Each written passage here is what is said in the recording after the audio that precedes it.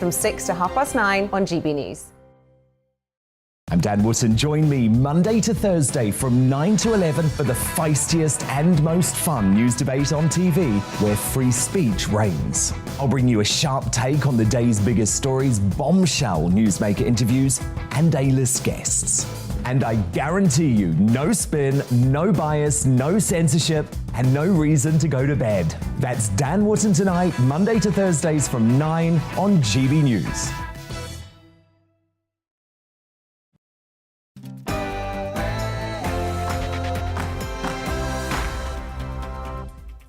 Hello and welcome to PMQ's Live with me, Gloria De Piero. In just a few minutes, we'll be going live to the Commons for Prime Minister's questions, and we'll be going through the post-match analysis with my fantastic panel of politicians today. I'm joined by Shadow Justice Minister Ellie Reeves and the Conservative MP for Ipswich, Tom Hunt. Give me your political briefing and verdict on PMQs. Email gbviews@gbnews.uk or tweet me at GBNews.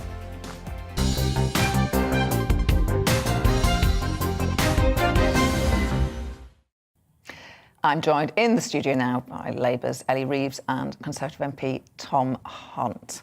Good morning. Just before noon. Good morning to you both and welcome to the show. Thank you for coming on. We'd like to start by asking what each of our panellists would ask if they had a Prime Minister's question today. Ellie Reeves, I'm going to start with you. Well, if I had a question today, I would be asking the Prime Minister about the report that's come out this morning into maternity services at the Shrewsbury NHS Trust. And this really shocking, heartbreaking report about the number of deaths of babies and brain damage of babies being born in that hospital. And, you know, the families of those babies have campaigned tirelessly for years to get answers. And, you know, I'll be saying to the Prime Minister, look, how can we make sure this never, ever happens again?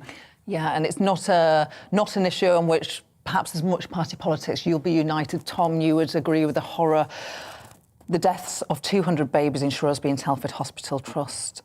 2 decades of reported failures. It's just astonishing. We need to get to the bottom of why it happened, don't we? Absolutely, you know, deeply disturbing, and I think we'd all be interested to get some answers as to why that's been the case and how it's been allowed to happen. And we'll take Sajid Javid, the Health Secretary, is going to make a statement about it after Prime Minister's questions, and of course we'll bring our viewers that live. It's such an important and troubling story. Tom, the same question to you. What would you ask today if you had a Prime Minister's question? I mean, I probably would have gone on the... so yesterday we had a publication of the SEND review. So the government SEND review came out yesterday, and I Special educational needs. Yeah, and I did get a question in yesterday because the Secretary of State gave a statement, but I probably, bearing in mind the level of my interest in that, I probably would have asked some further questions about the SEND review and just about how in practice it would improve the lot of young people with learning disabilities. So it probably would have been a question along those lines if I'd had one today. And just I know you said that you have a personal interest, and I know that because we've spoken about it during a real me. But just remind us. Dyslexia and dyspraxia, which very much impacted my development as a young person. And, you know, we need to go a lot further when it comes to supporting all young people with learning disabilities. I honestly don't think there's much more important for us to do as a society than to provide the support that they need, because it's a morally right thing to do, but also pragmatically, you know, we want to try and utilise as many of their talents as possible. I almost certainly would have asked a question along those lines. Very good. I'm going to stick with you, Tom, actually, because I want to ask you about... You can hear women equalities questions there. We are going to stick with our panel and turn down that volume. Tom, I want to ask you about your very brave parliamentary colleague, Jamie, MP elected for Bridgend in 2019. He tweeted in the early hours, I should say, because we don't know what pronoun Jamie prefers. So they tweeted in the early hours of the morning that they were not okay. Jamie wants to transition, has been aware of that since being a child. Also talked about recently being date raped by a man. Do you know Jamie as a colleague? I do know Jamie. I'm not massively close to him, but having said that, you know, if he's the sort of person, if I bumped into him if I bumped into Jamie in Parliament, we might go for a drink or have a chat. And I've always got on with him very well. I had absolutely no idea this was the case, but obviously I feel confident that all of his colleagues will support Jamie with whatever decision he wants to take. And I think the Prime Minister's made his views clear on this today as well, which I was pleased to see. Yes. Yes, the Prime Minister sort of did a throw arms around him tweet this morning, didn't he? Yeah, and he's been very brave. Jamie's been very brave in coming out with the feelings that he feels, and I think that that we will be there for him, and with whatever decision. Yeah. I also tweeted this morning, because this is not an issue of party politics. And Ellie, what people are used to seeing when it comes to party politics and Parliament is MPs of different sides sort of, throwing insults at each other. Parliament, when something like this happens, I think you will be, as a Labour MP, is likely to throw their arms around Jamie as somebody from their own side. Is that fair to say? I think that's absolutely right, Gloria. And Jamie, in coming forward and saying that they are trans and also to talk about their experience of rape, is incredibly brave and courageous. And I think that politicians from across the House will recognise what it must have taken to say that publicly, and will want to support Jamie both today but also going forward, so that they're supported and looked after. And Jamie will be a total trailblazer. I think I'm right in saying they would be the first trans member of Parliament in this. That's my understanding. Yeah, that's my understanding. But whatever Jamie decides to do, I will be there for Jamie in a way that I guess I have been to an extent. As I say, I'm not especially close to Jamie, but I am friendly with him. I have seen him sort of occasionally at some of the sort of pubs around Westminster, and we've often had a bit of a chit chat about various things. We got elected at the same time, 2019, and I think I sat next to him on one of our first times we were in the chamber, and we were both very nervous about that. But no, I think it's obviously what happened with the date rape is deeply disturbing, but actually there should be an element of positivity to this. Actually, this is a decision that Jamie's taking that works for Jamie, and this cross-party will all be there to support Jamie. And since you mentioned bars a couple of times, there was apparently a party that you were all at last night, it's reported. It wasn't a party. You can't do that one. Never is a party, is it, with the Prime Minister? It was a dinner that took place, and of the Conservative Parliamentary Party. I think there was a plan for there to be an away day. We are going live to PMQs. Now we start with questions to Prime Minister Gareth Davis. Number one, Mr. Speaker. Prime Minister. Mr. Speaker, the whole House will have read the statement today from my honourable friend, the member for Bridgend. And I know that the House stands with you, and we will give you the support that you need to live freely as yourself. Mr. Speaker, I'd like to thank Donna Ockenden and her whole team for the compassionate approach she's taken throughout this distressing review of maternity care at Shrewsbury and Telford Hospitals NHS Trust. Every woman giving birth has the right to a safe birth, and my heart, therefore, goes out to the families for the distress and suffering that they've endured. My right honourable friend, the Secretary of State for Health, will be making an oral statement this afternoon setting out the government's response. Mr. Speaker, this morning I had meetings with ministerial colleagues and others. In addition to my duties in this House, I shall have further such meetings later today. Gareth Davis. Thank you, Mr. Speaker. While our focus is rightly on Ukraine, the Prime Minister will be aware of the great concern many people have across the Baltic states. So can he outline the role the Joint Expeditionary Force can play in countering Russian aggression and improving defensive posture for our allies in the Baltics. Prime Minister. I thank him very much, and the Joint Expeditionary Force, or the JEF, is an increasingly important grouping of the Nordic countries, the Baltic countries, the Dutch and ourselves, who are committed to working together in an active way to counter Russian aggression and to support our Ukrainian friends. And we had a very successful meeting a couple of weeks ago, and we'll have further such meetings in the course of the next few weeks. We now come to the Leader of the Opposition, Keir Starmer. Thank you, Mr. Speaker. Can I start by joining the Prime Minister in his remarks in relation to the honourable member for Bridgend? Does the Prime Minister still think that he and the Chancellor are tax-cutting Conservatives?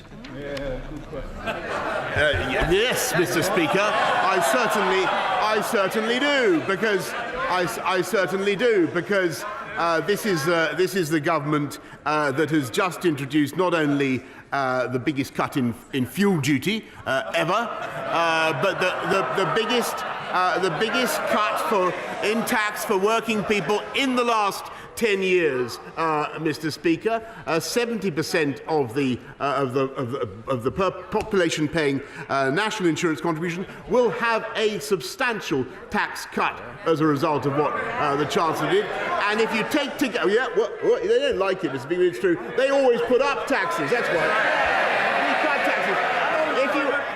They love it. They love putting up taxes. But if you take together what we're doing with income tax and national insurance, it's the biggest tax cut proposed by my right honourable friend, the Chancellor, for 25 years. Keir Starmer. Cut the nonsense and treat the British people with a bit of respect. Let me take him through this slowly. 15 tax rises, the highest tax burden for 70 years. For every £6 they're taking in tax rises, they're only handing £1 back. Prime Minister, is that cutting taxes or is that raising taxes? Prime Minister. Well, Mr. Speaker, I don't know where he's been for the last 2 years. But even by the standards yes, he has. Even by the standards of Captain Hindsight, Mr. Speaker, to obliterate the biggest pandemic for the last century from his memory, to obliterate the $408 billion that we've had to spend to look after people up and down the country is quite extraordinary. And this is a government that is getting on with reducing the tax burden wherever we can. What we are doing, Mr. Speaker, there's one measure I think he should be supporting, and that's the health and care levy, Mr. Speaker, to fund our NHS. That's the one they oppose, Mr. Speaker. Every other tax rise, they're all in favour of. Starmer. Mr. Speaker, I can only hope that his police questionnaire was a bit more convincing than that.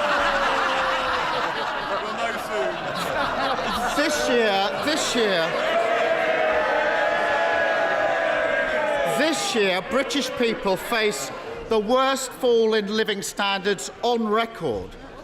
While they're counting every penny, the Prime Minister is hitting them with higher taxes. But in 2024, when there just so happens to be a general election, they will introduce a small tax cut. That's not taking difficult decisions. It's putting the Tory re-election campaign over and above helping people pay their bills. How did he find a Chancellor as utterly cynical as he is? Prime Minister. What we have, Mr. Speaker, is a Chancellor who took the tough decisions to look after the UK economy throughout the pandemic, who protected people up and down the land with £408 billion worth of support, Mr. Speaker. And by the way, if we listen to them, if we listen to Captain, this is the truth. If we listen to Captain Hindsight, we would not have come out of lockdown in July last year, Mr. Speaker. We would have stayed in lockdown over Christmas and New Year, Mr. Speaker. with the result that the UK economy would not be growing in the way that it is, and so we would not be able to make the investments that we now are. And under Labour, we would have to tax more and borrow more, and they cannot be trusted, Mr. Speaker, with the economy. Keir Starmer. The tough decisions. Give me a break. We know, Mr. Speaker, we know who those two always ask to pay. Income stealth tax, a tax on working people. Tuition fee raid, a tax on working people. National insurance hike, a tax on working people. All while oil and gas companies see unexpected bumper profits. A windfall tax would raise billions and ease the burden on working people. Mr. Speaker, the former CEO of BP, Lord John Brown, says a windfall tax is justifiable. The current CEO says they have, in his words, more cash than they know what to do with. Why is the Prime Minister more interested in shielding oil and gas profits than supporting working people? Mr. Speaker, it's a classic example of what Labour has got wrong in their period in office.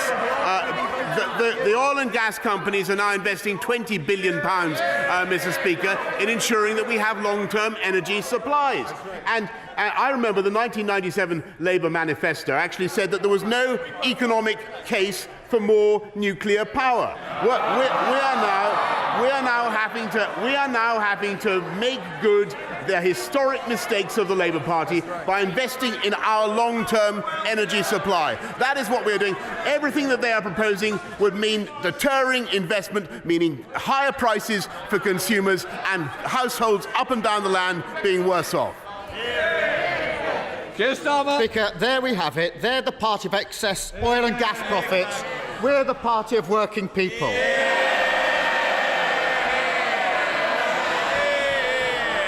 Mr. Speaker,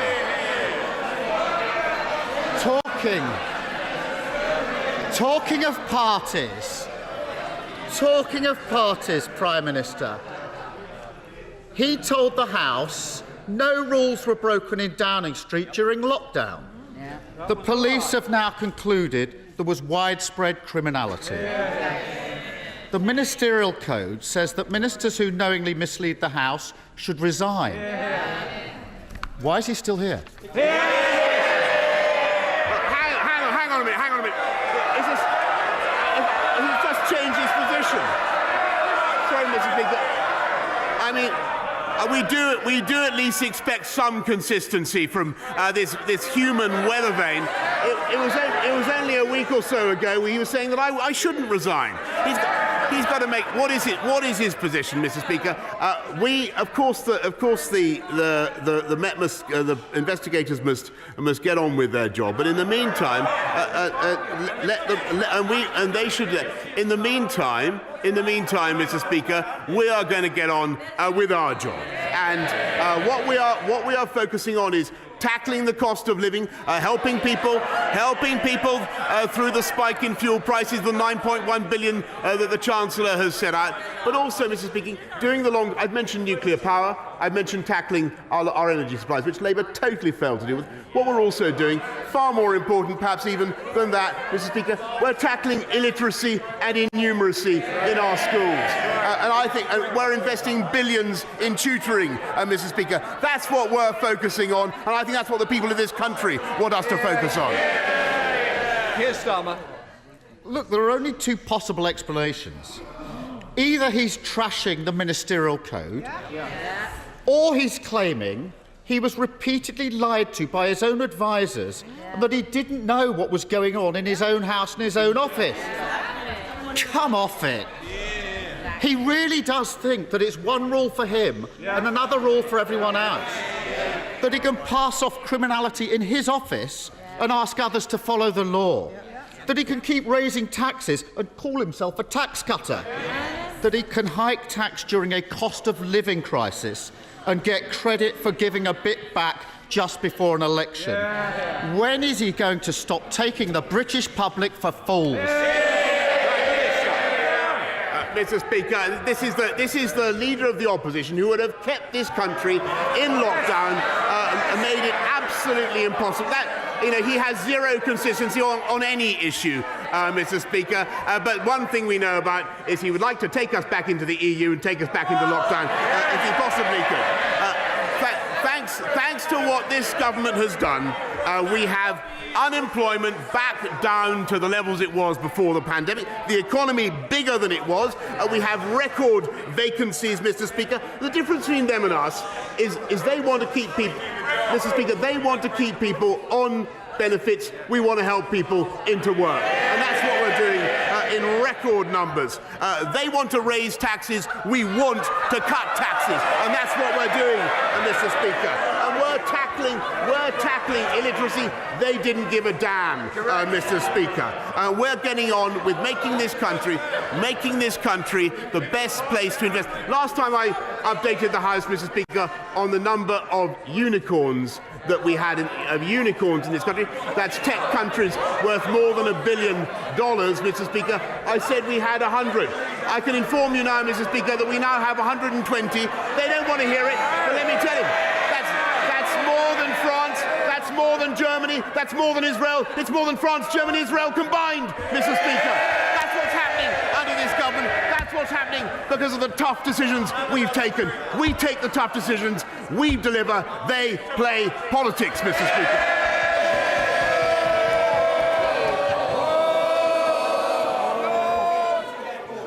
Jones.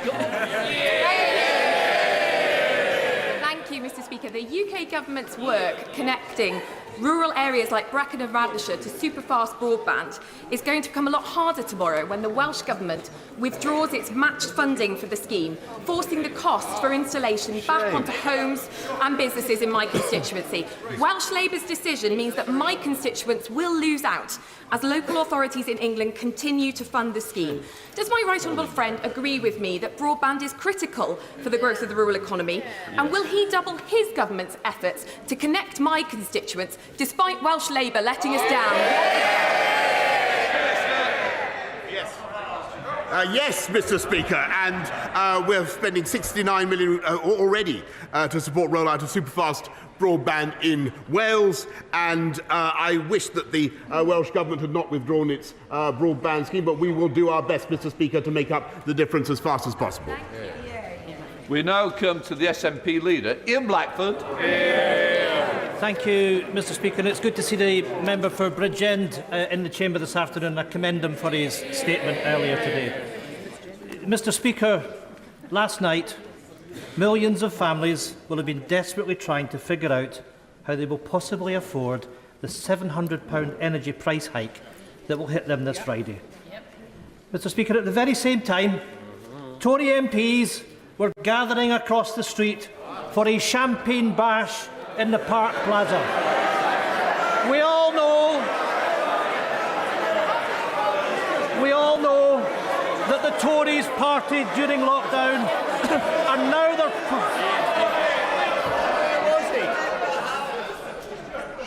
Mr. Fabricant, Easter is upon us. I don't need you to ruin your Easter. So let's hear, all of you, SNP leader Ian Blackford. You can shout and scream when we're raising the Tory cost of living crisis, Mr. Speaker. Because we all know that the Tories partied during lockdown and now they're partying through the cost of living emergency. Last week, the Chancellor got it badly wrong with the spring statement. And ever since, the Prime Minister has been busy briefing against him, saying that more needs to be done. For once, I agree with the Prime Minister.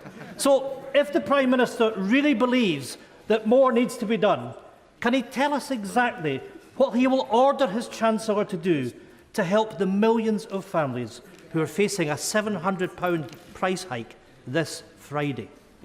Prime Minister.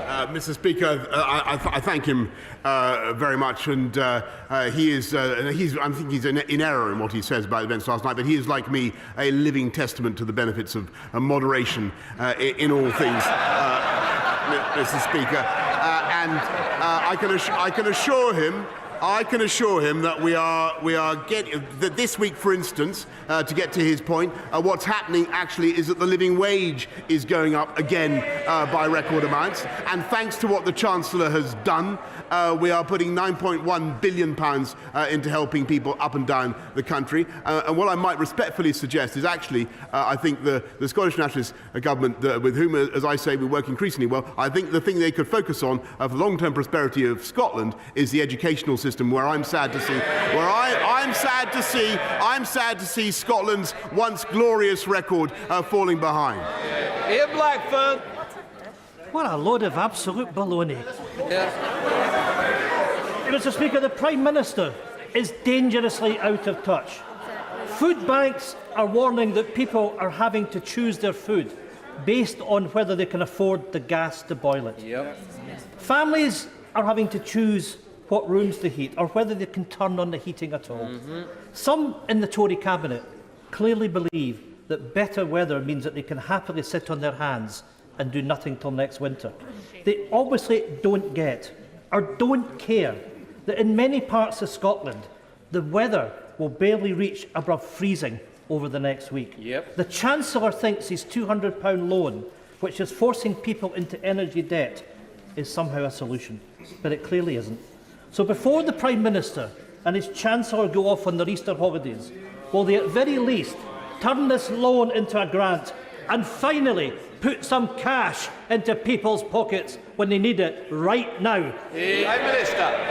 I thank him, but of course we are doing everything that we can. The 9.1 billion, the cold weather payments, and he's right to draw attention to the problem, Mr. Speaker. And we are making huge investments in supporting people right now, and another £1 billion, by the way, through the Household Support Fund to help vulnerable families. But Mr. Speaker, when he talks about the cost of energy in Scotland, how absolutely preposterous that the Scottish Nationalist Party should still be opposed to the use of any of our native hydrocarbons in this country, with the result that we actually have to that the Europeans are importing oil and gas from Putin's Russia, Mr. Speaker. It's totally absurd. It's true. Just for the record, it's National Party. Let's go to Mark Fletcher. Thank you, Mr. Speaker. Following on from the publication of the school's white paper, one of my most important campaigns is to secure provision of quality post-16 education within the Bolsover constituency, where there is currently none. Young people in my constituency have to travel long distances at considerable cost to access their education. Will my right honourable friend meet with me to discuss how we can right this wrong for the young people of the Bolsover constituency and give them the education that they deserve? Prime Minister. Yes. I thank him very much, and he's a great champion for Bolsover and for his constituents. Free and subsidised travel is provided to Bolsover students travelling so far to two of the three excellent colleges that are going to be offering T-levels from 2023. But I will make sure that he gets a meeting with my right honourable friend, the Education Secretary, to discuss further what we can do. And David. During the Second World War, my grandmother, like countless other people across our country, opened her home to evacuees, including 2 German Jewish boys. Over 70 years later, the British people want to shelter desperate refugees again. 2 weeks ago, I was speaking to refugee families on the Ukrainian-Polish border at Medyka. Some desperately wanted to come to our country. One elderly couple told me, however, they'd been told that it was just too complicated. Now the government's own figures say the same. Paperwork is being put ahead of people. Mr. Speaker, when wealthy businessmen from over 50 countries can come to the UK visa-free, why does the Prime Minister insist that a traumatised Ukrainian mother and child must first fill out a visa form? Minister. Mrs. Speaker, I think I'm thanking him very much, and he's right about the generosity of his country, and he's right to draw attention to his own family's generosity in this matter. Everybody, I think, is pulling together. The number of people who have come forward to offer their homes is incredible. But I really don't think that he should he should deprecate what the UK is offering. We've already given 25,000 people have already got visas, Mr. Speaker. We are processing 1,000 a day. 1,000 a day, and there is no limit, there is no upper limit to the number that we can take. And this is a country that has already been the most generous in taking people from Afghanistan, the 15,000 under Operation Pidding, 104,000 applications from the Hong Kong Chinese. This is a country that is overwhelmingly generous to people coming in fear of their lives from, yes it is, Mr. Speaker, and so is this government. Johnny Mercer. Thank you very much, Mr. Speaker. I don't think anybody involved in partnering operations over the last 10 or 20 years can fail to be humbled by the extraordinary courage and commitment of the Ukrainian people in defending their country, aided and abetted by the lethal aid from this country, of which they're all appreciative of this government and this Prime Minister being first out the door to deliver that. But would the Prime Minister agree with me that whilst others may now begin to tire, now is actually the time to double down on the aid that we give to Ukraine, that actually we might end up breaking a pretty poor Russian army and bring peace to that part of the world whilst consigning the likes of Vladimir Putin to the dustbin of history where he belongs? Prime Minister. Mr. Speaker, I think that is absolutely right. Thank him very much. I thank him for his own bravery in going to see for himself only the other day. But, Mr. Speaker, yes, it is right that we should double down on military defensive support in the way that we are. And by the way, can anybody imagine a Labour government, eight of whose front bench voted to get rid of our nuclear deterrent? Can you imagine? Yes, they did. Can you imagine recently? Can you imagine them doing the same? We will go on with that, Mr. Speaker. But what we will also do, and I hope we have the support of the opposition in this, is make sure that there is no backsliding on sanctions by any of our friends and partners around the world. In fact, we need now to ratchet up the economic pressure on Vladimir Putin, and it is certainly inconceivable that any sanctions could be taken off simply because there is a ceasefire, Mr. Speaker. That would be absolutely unthinkable, in my view. Thank you, Mr. Speaker. Households are experiencing soaring energy costs. We're in the middle of a global climate emergency. Against this backdrop, Norway can feed energy into our national grid at a cost of £1.36 per megawatt hour. France pays 17 pence per megawatt hour. Germany, the Netherlands and Luxembourg pay nothing to feed into our group. Can the Prime Minister then explain why Scotland's renewable sector has been punished with grid connection charges of £7.36 per megawatt hour? Prime Minister. Mr. Speaker, Scotland's renewable sector is leading the world, and I'm grateful to the Scottish Government for all the help and support that they are giving in developing that incredible resource in the North Sea. I think that there is also a role, by the way, for hydrocarbons as we transition, Mr. Speaker. But what we need to do is make sure that we have a grid. We have a grid that enables us to take that electricity onshore and transmit it around the country. And that is what I will be setting out in the British energy security strategy, Mr. Speaker. That is the investment, the long-term investment that this country needs, and which the parties opposite completely failed to address. Greg Smith. Thank you, Mr. Speaker. Last week, following a huge resident and parish council-led campaign, the planning application for a new mega prison in my constituency was refused. But would my right honourable friend agree that with the proposals for that site being very close to where HS2 and East West Rail cross, this is a matter of fairness whereby communities already suffering at the hands of the construction of big state infrastructure should not be asked to take more, and will he instruct the Ministry of Justice not to appeal this planning decision? Minister. I thank my honourable friend, who's a doughty campaigner for his constituency. He's made an important point about a planning matter about which I don't think I should really comment, but I'm sure that the relevant ministers will have heard him loud and clear. Eric Linden. Thank you, Mr. Speaker. With the government losing an estimated £4 billion to fraud in the furlough scheme, Surely the Prime Minister should have tackled that fraud, especially when, in his own party in North Tyneside, furlough was claimed for a member of party staff, even though he continued to work. Prime Minister. If she's really saying, Mr. Speaker, that we should not have rolled out the furlough scheme at the speed that we did, then I think everybody in this country understands that it was a heroic thing. And I remember 2 years ago, Mr. Speaker, they were yammering and clamouring for us to go faster. And we did, Mr. Speaker. We produced a fantastic scheme. And yes, fraudsters will be hunted down. We put another 100 million into tracking down fraud in this country. £23 billion a year were lost under Labour in fraud. James Sunderland. Mr. Speaker, thank you. I was delighted to learn this week that 37 of the 39 state schools in Bracknell constituency are now graded good or outstanding. Will the Prime Minister join with me in thanking our fantastic teachers, staff, governors and pupils? And does he agree that the new Education White Paper offers a blueprint for our schools that we can all be proud of? Yes, I do, Mr. Speaker. I think it's a fantastic white paper. Evans. Thank you, Mr. Speaker. Over 2 million tonnes of edible food is wasted on farms and factories every year, and funding was introduced in 2019 to cover the costs of getting food to charities to reach those in need. However, the Prime Minister will know his government have now cut that critical funding to zero.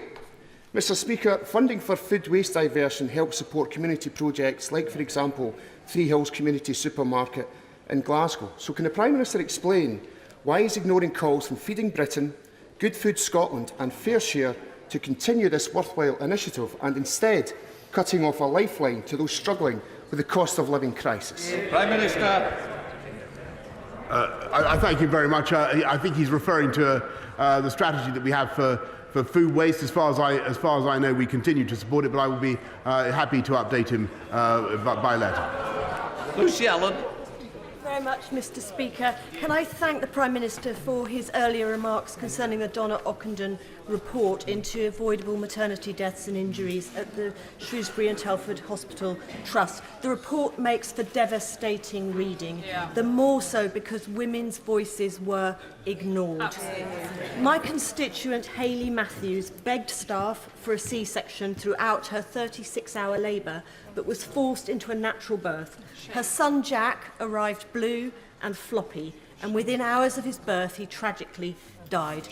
Will the Prime Minister join me in offering heartfelt sympathies to all the families affected, and also grateful thanks to the 1,862 women who shared their experiences with the Ockenden Review to ensure that maternity care is safer, kinder and more compassionate for the women that come after them? Prime Minister. I thank my honourable friend for her question. I think everybody will thank the women concerned for taking up the issue in the way that they have, and will extend our heartfelt sympathies to the victims and their families for what they've suffered. It is very important that people get the answers that they deserve, Mr. Speaker, but also that we have the right approach to this issue in the future. And that's why we're investing very substantially in maternity services, and also, of course, very substantially in midwives and in our NHS altogether. Sorry, Chair. Thank you. Prime Minister, every day I hear from more and more of my Rotherham constituents who are struggling to put food on the table, to keep their lights on, to fuel their cars. The Office for Budget Responsibility estimates the government's measures will only offset falling living standards by a third. This is the biggest financial squeeze since the 1950s. Prime Minister, don't blame Ukraine, don't blame COVID. This is down to your government's policies and your political choices. Sleep at night. Prime Minister. Well, I do agree that people are facing a very tough time at the moment, and we've got to do everything that we... I don't agree with her analysis, but I think that the causes are certainly to do with the inflationary impact of the world coming out of COVID, and the energy price spike is at the root of it. And what we are doing, Mr. Speaker, is to help people with universal credit, which we've lifted by £1,000, help people with the living wage, which is going up now by a record amount, Mr. Speaker, and cutting taxes on working people in the way that we are. But of course we can't do everything, Mr. Speaker, right now. And what we will do is ensure that we have a stronger economic performance and we have people in work. And the most important thing is that we have people getting into work now in a way that wasn't possible, certainly wouldn't have been possible if we'd stuck to the policies that were proposed by the Labour opposition.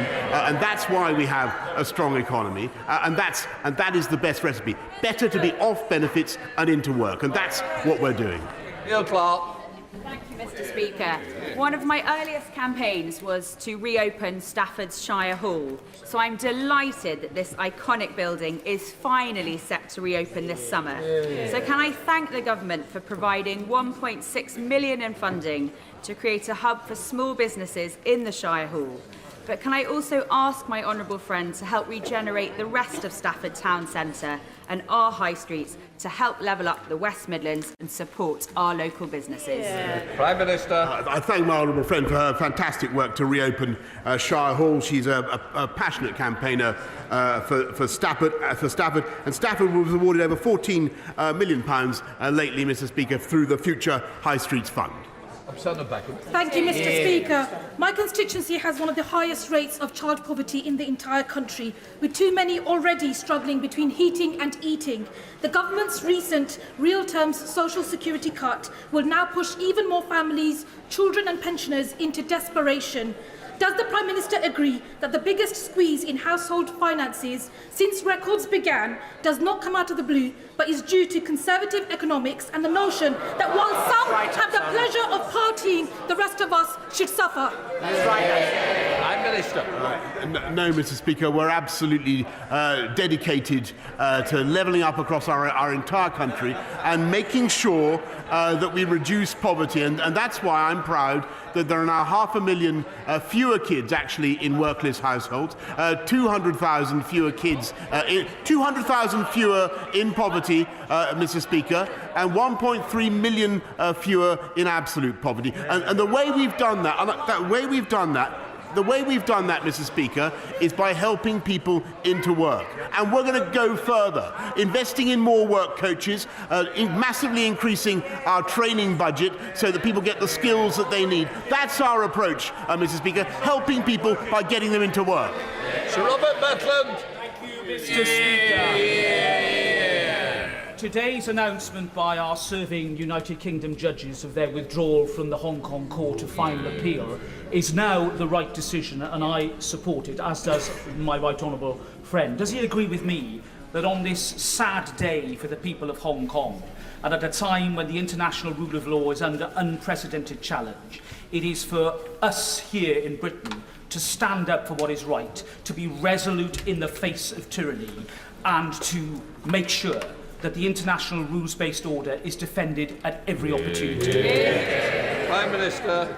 I thank my right honourable friend very much, and I know how passionately he's campaigned on this issue himself, and I can tell him that, and I want to thank the judges in Hong Kong's court for everything that they've been doing, but I think that they've evidently concluded that the constraints of the national security law make it impossible for them to continue to serve in the way that they would want. I appreciate and I understand their decision. It is vital that we all continue to make our points to the Chinese, as I did in my conversation with President Xi the other day, about freedom in Hong Kong and about the treatment of the Uyghurs, and we will continue to do that.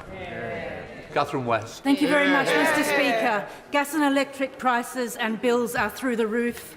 that just about managing are no longer managing, coming to surgeries, queuing at food banks. Last week, the government had a golden opportunity to tackle this. Why the devil didn't they take that opportunity to do something and relieve the pressure on our constituents? Prime Minister. Mr. Speaker, I understand the pressure that people are under, but the best thing we can do, rather than endlessly taxing more and borrowing more, is make sure that we support people through this tough time, which we are, but also ensure that we have a strong and growing economy in which we get people into work. So we're cutting the cost of energy, but we're also taking the long-term decisions, which the party opposite failed to do, to invest in our energy for the future. Sir Roger Gale. Mr. Speaker, today's updated government figures show that of 28,300 applications submitted under the sponsorship scheme by people displaced in Putin's war, just 2,700 have been processed. Could my right honourable friend please tell the House how many to date of those people have actually arrived in the United Kingdom? Will he give his support to my noble friend Lord Harrington to cut through the Home Office red tape, simplify the application process and get people into the country? Prime Minister. Mr. Speaker, we're processing 1,000 a day, and I think that the country, 25,000 visas have already been issued. As I just told the House, Mr. Speaker, almost 200,000 families, homes have opened their arms to Ukrainians coming in fear of their lives, and there is no limit on the scheme, Mr. Speaker. I think we can be incredibly proud of what the UK is doing. Patricia Gibson. Thank you, Mr. Speaker. A cornerstone of the last Conservative manifesto was a guarantee that the basic state pension would rise by either 2.5%, the inflation rate or earnings growth, whichever was highest. Instead, from April, the state pension will rise by less than half of the current inflation rate. How does the Prime Minister explain this abject betrayal of some of the most vulnerable people in our communities who are squeezed by rocketing energy and food prices on the one hand and the miserliness of this government on the other? Prime Minister. Actually, Mr. Speaker, what we've done is, through the triple lock, protected pensioners so that their incomes as a result of the triple lock are £720 higher than they would have been if we just relied on inflation. As it is, their incomes continue to increase with inflation, and they've gone up, Mr. Speaker, faster and further than those who are in work. We look after elderly people, and we always will. John Barron. Thank you, Mr. Speaker. On Monday, the Foreign Secretary agreed that we needed to expand our soft power capabilities in these uncertain times, and yet the government is imminently about to make a funding decision that may see the closure of British Council country operations and a reduction in its international footprint. Will the Prime Minister now intervene to ensure this doesn't happen, given that I know he understands and appreciates the important work the Council does? Prime Minister. I'm very happy to meet my honourable friend on this issue, and he's campaigned on it many times. But I can tell him that the British Council, for which I have a huge regard, has received massive grant and indeed loans to allow them to continue their activities. Matt Weston. Thank you, Mr. Speaker. You'll forgive me if I may start, but given the Prime Minister's preferences for both fancy castles and Peppa Pig, he's very welcome to come and visit Zog Playland at Warwick Castle this week. In Warwick and Leamington, as across the country, cost of living crunch is really serious. Energy bills, as we've heard, looking to double by the end of this year. Food up 10 to 15% by year end. Fuel already 22% up year on year. It must be hard for the Prime Minister to stay in touch with financial reality, given that donors and friends pay for flights and holidays and many of his bills. And we also have a $200 million man chancellor, a $200 million chancellor who's so out of touch, he's contactless. Mr. Speaker, the public believes... You will be sitting down, so please.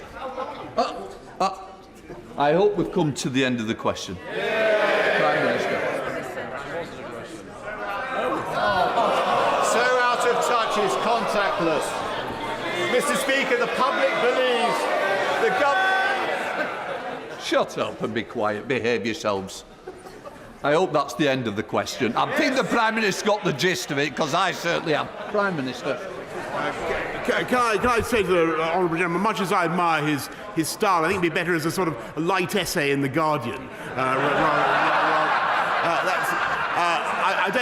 What we're doing, Mr. Speaker, is tackling the cost of living by dealing with the spike in energy prices and making sure that we take the right long-term decisions to take this country forward, which right decisions that party opposite completely shirked. Leighton Saxby. And I welcome what this government is doing to help where it can with the cost of living crisis. But in North Devon and across the South West, we have a housing crisis that needs urgent action. Will my right honourable friend meet with me to better understand the severity and complexity of our housing shortage and potential steps the government may take? Prime Minister. My honourable friend is absolutely right, and she's right about the need to provide local homes for local people. And we totally understand that, and I'm very, and that's why we're building a record number of homes, by the way, Mr. Speaker, in spite of all the difficulties that we faced, and that's why we've introduced higher rates of stamp duty on second homes, Mr. Speaker, remove the second homes discount, and we're using 11.5 billion to build 180,000 affordable homes across the country. It is always the Conservatives who build affordable homes. It's true, and it's Labour who talk about it. Final question, Sir Olney. Thank you very much, Mr. Speaker. Last Friday, it emerged there'd been an oil spill in Beverley Brook, a river which flows through Richmond Park to the Thames. Black waste oil and iridescence can now be seen along 13 kilometres of the watercourse, posing a serious threat to the fish and local wildlife. The Environment Agency are investigating, but they are understaffed and underfunded, while also battling against water companies over sewage discharge. Will the government commit to strengthening the powers of the Office for Environmental Protection, as the Lib Dems tried to do through the Environment Bill, so that it is able to hold the government and other public authorities to account over environmental damage in the same way the European Commission was able to? Prime Minister. I know what's behind her question, Mr. Speaker. It's a desire to return to the jurisdiction of the European Union. What we want to do is make sure that we use our landmark Environment Bill to continue to improve the quality of our rivers, and that's what we're doing. We'll just let the chamber clear before we start the statement. That was the last PMQs before the Easter recess. Of course, we will bring you the Sajid Javid statement live about the Shrewsbury maternity scandal. But we just got a few seconds. The best line from your leader, Tom? I think pointing out the fact that I think it was 8 members of the shadow front bench who have been pro getting rid of a nuclear deterrent. I think that was something we have to bear in mind when we think about what it might be like if we had a Jeremy Corbyn as leader at this time with the situation in Russia and Ukraine. A good one.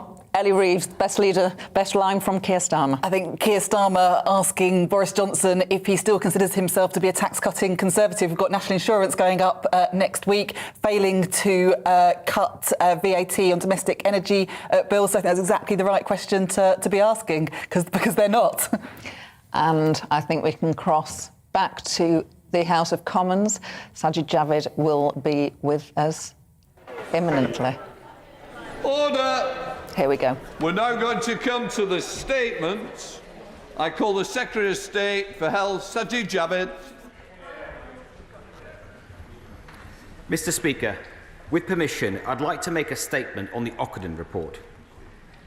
This independent review was set up in 2017 in response to concerns from bereaved families about maternity at Shrewsbury and Telford Hospital NHS Trust. Its original scope was to cover the cases of 23 families, but since it began, sadly, many more families have reported concerns. Due to this tragically high number of cases and the importance of this work to patient safety, early conclusions were published in an initial report in December 2020. We accepted all of the recommendations from this first report, and the NHS is now taking them forward. Today, the second and final report has been published.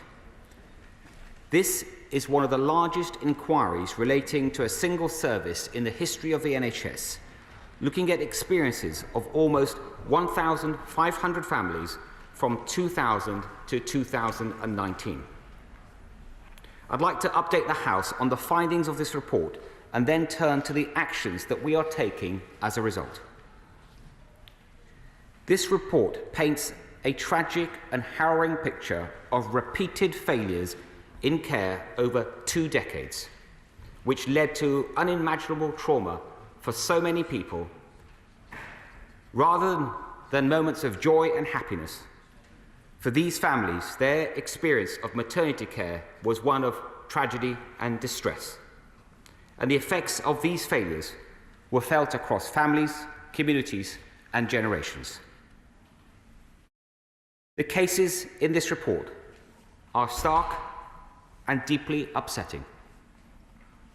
Of 12 cases where a mother had died, the report concludes that in 3/4 of those cases, the care could have been significantly improved. It also examined 44 cases of HIE, a brain injury caused by by oxygen deprivation. 2/3 of these cases featured significant and major concerns in the care provided to the mother. And the report says from almost 500 cases of stillbirth, 1 in 4 were found to have major concerns in maternity care, which, if managed appropriately, might or would have resulted in a different outcome. When I met with Donna Ockenden last week, she told me about basic oversights at every level of patient care,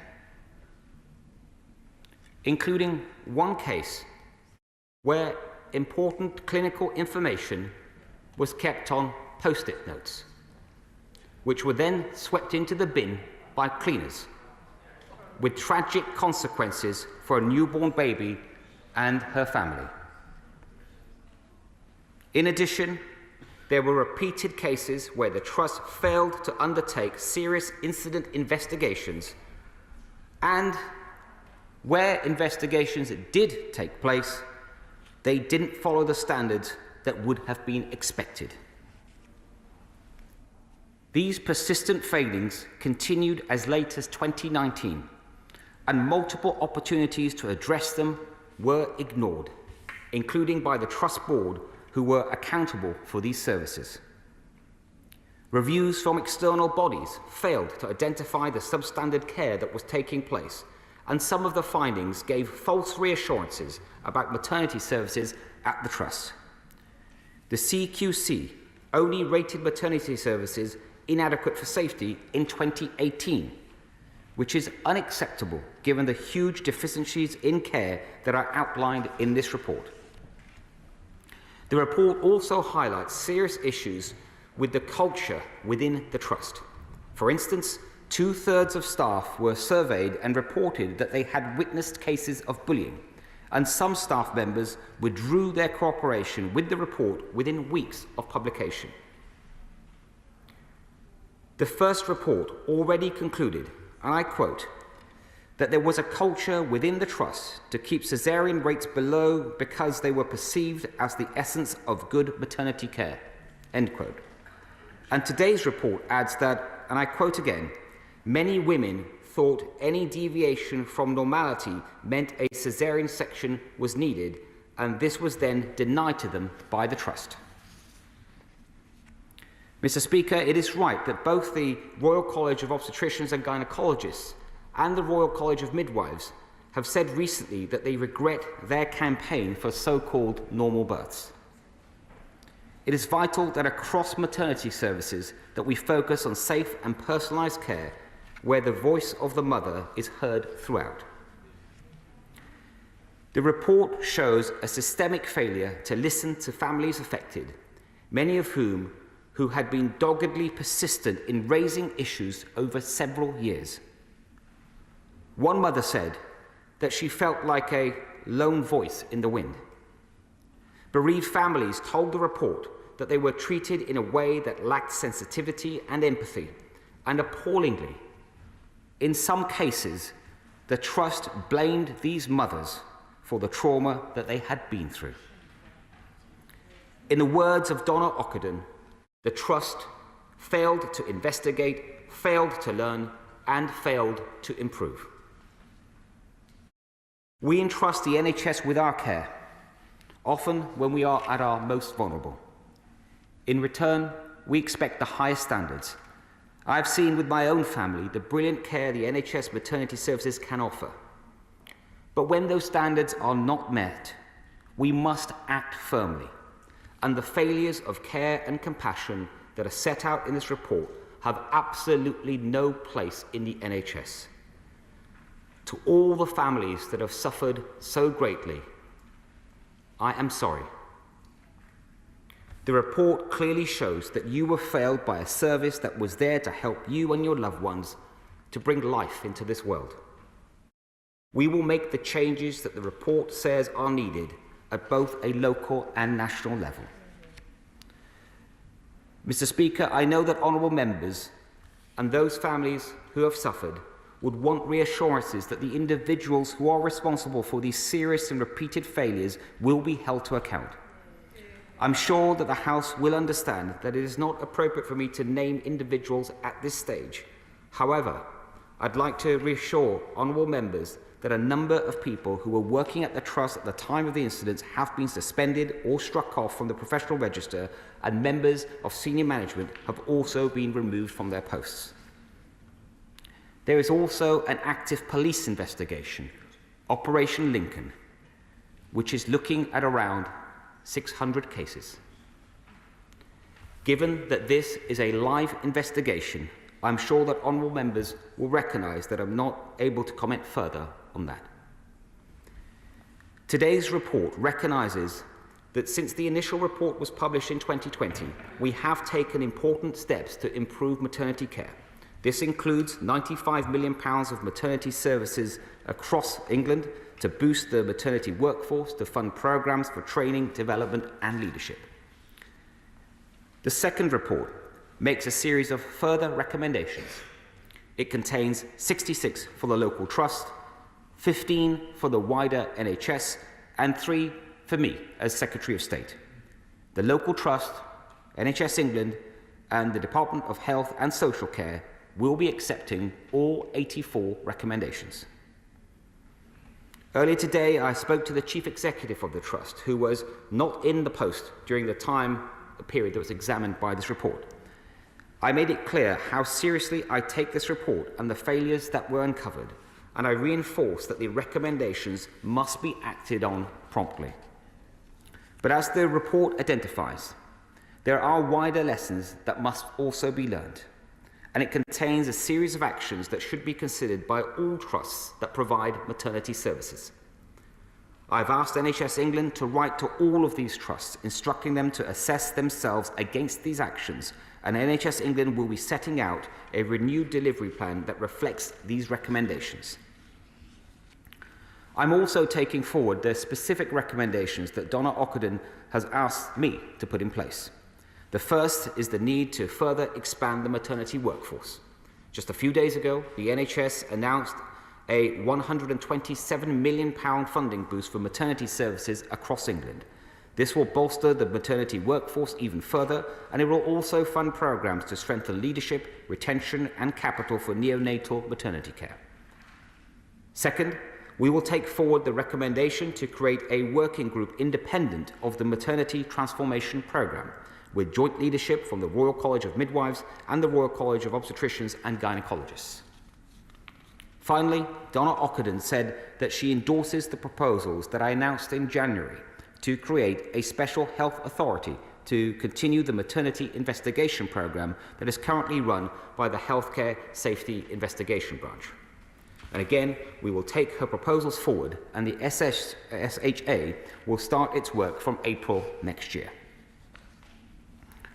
I would like to thank Donna Ockenden and her whole team for the forensic and compassionate approach that she has taken throughout this distressing inquiry. This report has given a voice at last to those families who were ignored and so grievously wronged. And it provides a valuable blueprint for safety and safe maternity care in this country for years to come. Finally, Mr. Speaker, I would like to pay tribute to the families whose tireless advocacy was instrumental to this review being set up in the first place. I cannot imagine how difficult it must have been for them to come forward and to tell their stories. And this report is a testament to the courage and the fortitude that they have shown in the most harrowing of circumstances. Mr. Speaker, this report is a devastating account of bedrooms that are empty, families that are bereft, and loved ones taken before their time. We will act swiftly so that no families have to go through the same pain in the future. I commend this statement to the House. Just before we start, what I would say is the quiet around the Secretary of State. Sajid Javid, the Health Secretary, updating Parliament in light of the report which showed repeated failures leading to the deaths of over 200 babies in Shrewsbury and Telford Hospital Trust, 2 decades of reported failures, making clear that in future mothers' voices must be heard. Don't want a situation where mothers are blamed, as they were in this case. Just going to welcome back briefly our panel, Tom Hunt, the Conservative MP for Ipswich, and Ellie Reeves, the Shadow Justice Minister and Labour MP for Lewisham West and Penge. Sticking with the NHS, but a different story. The British Social Attitudes Survey came out today, and they found that satisfaction in our NHS was the lowest for 25 years. How did we get there, Ellie? We've had a government for the last 12 years that hasn't been investing in the NHS and giving it the resources and support it needs. And as a result, I hear from constituents that are phoning up to get a GP appointment and can't get one, or they're waiting for hours on hold to try and get one, or they're waiting months for hospital appointments. So I'm not surprised by the survey because it reflects what constituents are telling me. And it's also very patchy. Some places you can get an appointment, even within my constituency. Sometimes you can. The other end of the constituency, you might not be able to. So it's a real postcode lottery in relation to access to those vital services. But underinvestment by this government in our NHS has led to this crisis. Tom, Ellie's point is about underinvestment. What would you say? I'd say COVID is an interesting point because on the one hand, I think there's been a huge admiration for NHS workers and the way that they've come to the forefront and worked tirelessly throughout the pandemic. But of course, on the other hand, we have seen that the unprecedented pressure that's been placed on the NHS as a result of the pandemic, and we do have seen how it's fed into NHS waiting lists and also contributed towards it being very difficult for both Ellie's and my constituents sometimes to get GP appointments. But we have put a significant amount of money into the NHS. There is going to be the whole point of the health and social care levy is that it's going to put 12 billion extra a year into it. I'm very interested to understand what Labour's plan is for how they put an equivalent sum into the NHS. It doesn't rely upon excessive borrowing when we know we're already spending £83 billion a year in debt interest. So that'd be interesting to find out what that plan is. And I'm sure that is the sort of dividing line that we will see as we move towards the next general election. Just want to raise this story, and we've only got a minute or so left on programme. The P&O boss, I'll start with you this time, Tom, adamant that he is not going to rehire the 800 workers he fired. He says he'd have to fire another 2,000 if he did because the company wouldn't be viable. Grant Shapps has been pretty tough, but P&O, basically, they're saying they couldn't care less. What the Transport Secretary is saying. Well, I think we've got to get to a situation where it's absolutely crystal clear that this sort of behaviour is illegal, and if an employer takes such action, there needs to be very, very significant consequences. We cannot have this situation happening, and I don't know how we've got here. It's wrong, and I think that the government needs to do everything it can to prevent this sort of thing from happening again. But it's shocking, and his performance at the Select Committee was was jaw-dropping, extraordinary. Ellie. Well, this has been allowed to happen under this government's watch. They failed to ban fire and rehire. They have failed to extend national minimum wage legislation to fully cover seafarers. And this is also the government that wanted people to pay fees to go to the employment tribunal. So actually, I think we need a clear message from the government, not just warm words, but actions to show that we can't do this. I think maybe a clear message from the Labour Party as well, because I understand that they've been guilty as a party of fire and rehire. We could do that. Tom, really enjoyed your company. Ellie, Tom, thank you. Please come back again. You have been watching PMQs Live with me, Gloria De Piero. Join me again tomorrow at noon. Liam Halligan will be here with On the Money in just a moment. First, it is time for your news with Tamsin.